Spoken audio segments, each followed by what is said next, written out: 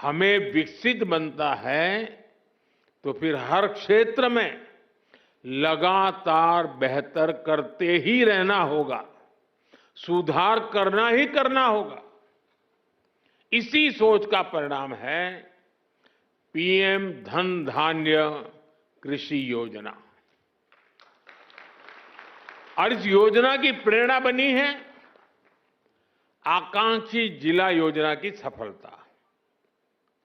पहले की सरकारें देश के 100 से अधिक जिलों को पिछड़ा घोषित करके भूल गई थी।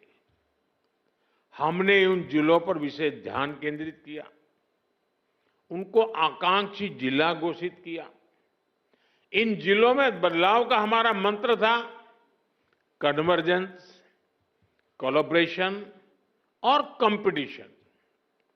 यानी पहले हर सरकारी विभाग अलग अलग योजनाओं, जिले के हर नागरिक, सबको जोड़ो, फिर सबका प्रयास के भाव से काम करो और उसके बाद बाकी जिलों के साथ स्वस्थ स्पर्धा करो। इस अप्रोच का फायदा आज दिख रहा है। साथियों, इन 100 से ज्यादा पिछड़े जिलों में,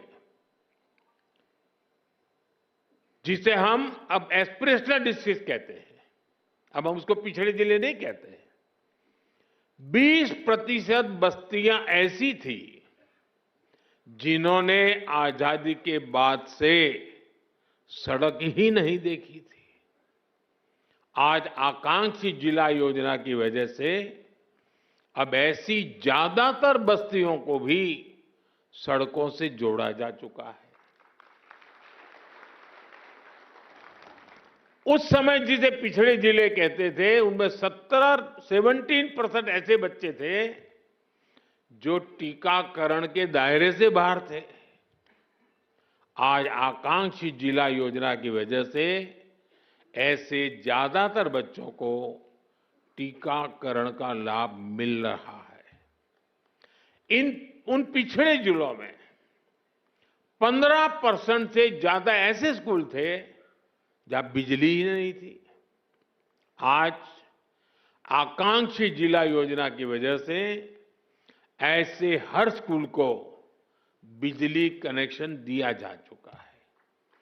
साथियों, जब वंचितों को वरीयता मिलती है, पिछड़ों को प्राथमिकता मिलती है, तो उसके नतीजे भी बहुत अच्छे मिलते हैं। आज आकांक्षी जिलों में माता मृत्यु दर कम हुई है, बच्चों का स्वास्थ्य सुधरा है, पढ़ाई का स्तर सुधरा है। कितने ही पैरामीटर्स में ये जिले अब अन्य जिलों से बेहतर कर रहे हैं। साथियों, अब इसी मॉडल पर हम खेती के मामले में पिछड़े देश के 100 जिलों का, जो खेती के क्षेत्र में, बाकी चीजों में आगे होंगे, ऐसे 100 जिलों का हम विकास करना चाहते हैं, उस पर ध्यान केंद्रित करके काम करना चाहते हैं। पीएम धन धान्य कृषि योजना की प्रेरणा वही आकांक्षी जिलों का मॉडल है। इस योजना के लिए 100 जिलों का चयन बहुत सोच समझकर किया गया है। 3 पैरामीटर्स पर इन जिलों का चुनाव किया गया है। पहला, खेत से कितनी पैदावार होती है। दूसरा, एक खेत में कितनी बार खेती होती है। और तीसरा, किसानों को लोन या निवेश की कोई सुविधा है, और है तो कितनी मात्रा में है। साथियों, हमने अक्सर 36 के आंकड़े की चर्चा सुनी है। हम बार बार कहते हैं उनके बीच तो 36 का आंकड़ा है, लेकिन हर चीज को हम चुनौती देते हैं, उसको उल्टा करते हैं। इस योजना में हम सरकार की 36 योजनाओं को एक साथ जोड़ रहे हैं। जैसे प्राकृतिक खेती पर राष्ट्रीय मिशन है, सिंचाई के लिए पर ड्रॉप मोर क्रॉप अभियान है, तेल उत्पादन को बढ़ाने के लिए तिलहन मिशन है, ऐसी अनेक योजनाओं को एक साथ लाया जा रहा है। पीएम धन धान्य कृषि योजना में हमारे पशुधन पर भी विशेष फोकस किया जा रहा है। आप जानते हैं, फूट एंड माउथ डिसीज यानी खुरपका मुंहपका जैसी बीमारियों से पशुओं को बचाने के लिए 125 करोड़ से अधिक टीके मुफ्त लगाए गए हैं। इससे पशु भी स्वस्थ हुए हैं और किसानों की चिंता भी कम हुई है।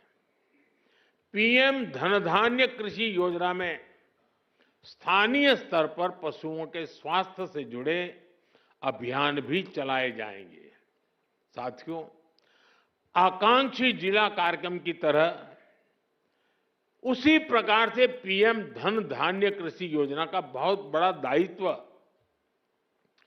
किसानों के साथ ही स्थानीय सरकारी कर्मचारियों और उस जिले के डीएम या कलेक्टर पर है।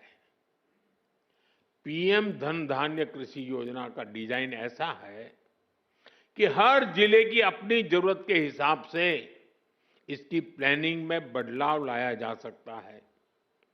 इसलिए मैं किसानों और संबंधित जिलों के मुखिया से आग्रहपूर्वक कहूंगा, अब आपको जिले के स्तर पर ऐसी कार्य योजना बनानी है जो वहां की मिट्टी और वहां की जलवायु के अनुकूल हो। वहां कौन सी फसल होगी, बीज की कौन सी वैरायटी लगेगी, कौन सी खाद कब उचित रहेगी, ये आप सबको मिलकर के एक नए तरीके से सोच समझकर निर्धार करना चाहिए और उसको लागू करना चाहिए। आपको हर क्षेत्र, हर खेत के हिसाब से प्लानिंग करनी होगी। अब जैसे कहीं पानी अधिक होता है तो वहां वैसी उपज होगी, कहीं पानी की कमी है तो वहां उस प्रकार की फसलें उगानी होगी। जहां खेती संभव नहीं, वहां पशुपालन और मत्स्य पालन को बढ़ावा देना होगा। कुछ क्षेत्रों में मधुमक्खी पालन एक बेहतर विकल्प होगा। तटीय इलाकों में सीवीड फार्मिंग एक शानदार विकल्प हो सकता है। पीएम धन धान्य कृषि योजना की सफलता लोकल लेवल पर इसके इम्प्लीमेंटेशन से ही होगी। इसलिए हमारे युवा अधिकारियों पर बहुत जिम्मेदारी होगी। उनके पास कुछ कर गुजरने का मौका है। मुझे विश्वास है कि युवा साथी किसानों के साथ मिलकर देश के 100 जिलों की खेती की तस्वीर बदल देंगे। और मैं आपको विश्वास से कहता हूं, जैसे ही उस गांव में खेती की तस्वीर बदली, उस पूरे गांव की इकोनॉमी बदल जाएगी। साथियों, आज से दलहन आत्मनिर्भरता मिशन भी शुरू हो रहा है। ये सिर्फ दाल उत्पादन बढ़ाने का मिशन नहीं है, बल्कि हमारी भावी पीढ़ी को सशक्त बनाने का भी अभियान है। जैसे मैंने अभी पहले कहा, बीते सालों में भारत के किसानों ने रिकॉर्ड खाद्यान्न उत्पन्न किया है। गेहूं हो, धान हो, आज भारत दुनिया के सबसे बड़े उत्पादकों में से एक है। लेकिन साथियों, हमें आटे और चावल से भी आगे बढ़कर सोचना ही होगा। हम अपने घर में भी आटे और चावल से गुजारा नहीं करते, और भी चीजें जरूर पड़ती हैं। आटा चावल से भूख तो मिट सकती है, लेकिन पर्याप्त पोषण के लिए हमें और चीजों की जरूरत होती है, उसके लिए हमें योजना करनी होती है।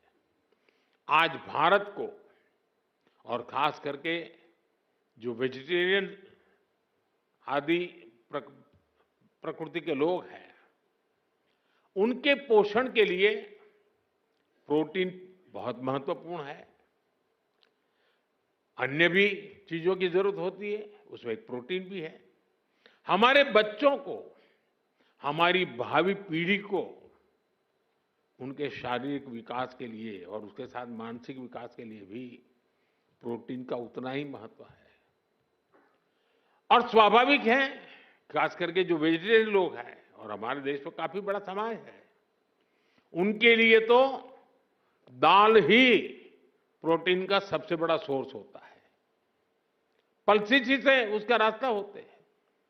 लेकिन चुनौती ये भी है कि भारत आज भी, हम कृषि प्रधान देश तो है, लेकिन दुर्भाग्य देखिए, भारत आज भी इस प्रकार की आवश्यकताओं के लिए अपनी जरूरतें पूरी नहीं कर पा रहा है।